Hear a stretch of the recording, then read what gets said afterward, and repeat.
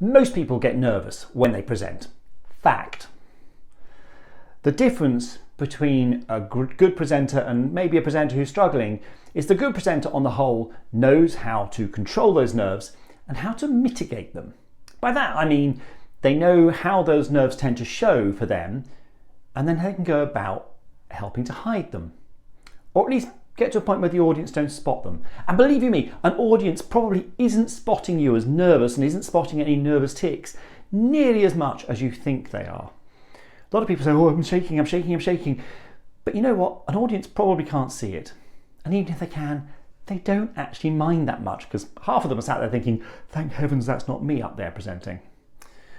But it's always useful to work out how your nerves show and what you can do to help to mitigate them or hide them. So for example, if you are somebody who has a tendency to shake, don't take notes on stage on a piece of paper, because all that will do is actually exaggerate it. Take your notes on a piece of card. Card is your friend because it doesn't shake, doesn't betray your nerves in nearly the same way. I'd also say the same if you are somebody who sweats, particularly if you get sweaty hands. A piece of paper will very quickly look sweaty and crumpled and a mess. Card, again, will tend to resist that. If you're somebody who has a tendency to move around a lot and your adrenaline kicks in and you start to dance and actually you start to wander and it just becomes, you're fidgeting on the spot, and sometimes people dance or they stand there and they sort of hop from foot to foot and they bounce up and down. Stretch out beforehand. Just do some gentle stretching and actually maybe run on the spot a little bit, walk, just hop from foot to foot. Try to get that energy out a little bit before you start presenting.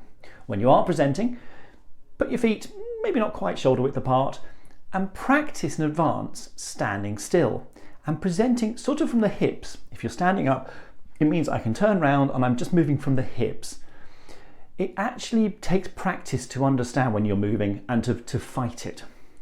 If you are somebody who flushes, who goes red when they present, now that's a much harder one to stop because it's a very, very physical reaction. A couple of things that can help. A is some deep breathing beforehand, helping to bring the adrenaline level down. But B, think about what you're going to wear. Flushing tends to mean you're getting hot. So think about wearing something lighter. Think about wearing something that will offset any redness in your face and around the neck and things.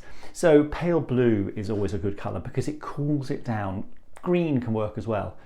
If you are a really extreme blusher, you might even want to think about wearing some makeup that will hide it. Even just a little bit of green powder, men or women, can just help to hide the worst effects of flushing.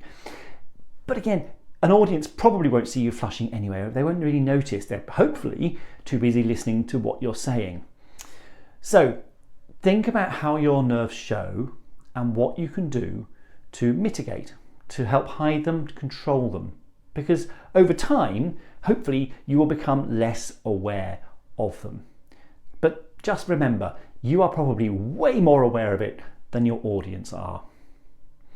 If you want more tips about presenting, and in particular around reducing your nerves as a presenter, do hit the like button and subscribe, and I hope that helps.